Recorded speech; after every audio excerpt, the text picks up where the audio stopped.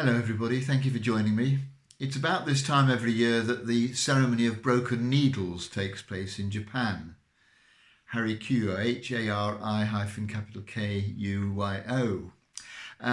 It goes back to about 400 AD, and it's an occasion for people who are tailors or kimono makers or any kind of professional sewers to dispose of all the needles and implements of their trade that were no longer any use. Things that had got broken or past their usefulness.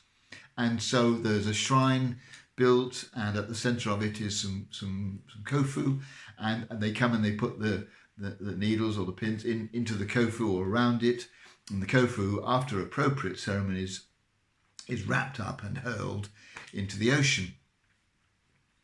I thought this was an interesting image for us because many of us have memories which no longer serve any useful purpose. I mean, clearly the tailors of Japan don't throw away useful implements, and neither should we dispose of useful memories. Sometimes if we're grieving somebody, it may be painful, but it's part of remembering them and part of the process of healing, and we need to go on doing that.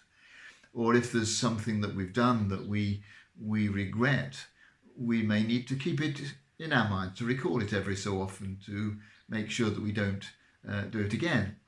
But there are also many memories which are not helpful, which are destructive, particularly things that we feel guilty about, that they linger in the mind even though there's no longer anything we can do about them, no recompense that we can make to the person we might have hurt, and no further learning to be had from them. And they need to be got rid of. We can do it in prayer, recognising our forgiveness. But I thought that the ritual way of doing it in Japan was helpful. And perhaps we could invent our own ritual for disposing of unwanted memories. A classic one is to write down what it is and burn it. Another one is to take a stone or pebble. Perhaps you could put your bit of paper with a rubber band around it, or you don't need to. Let the stone represent the memory. And if you have a nearby piece of water or the sea, just throw it in as a way of disposing of it.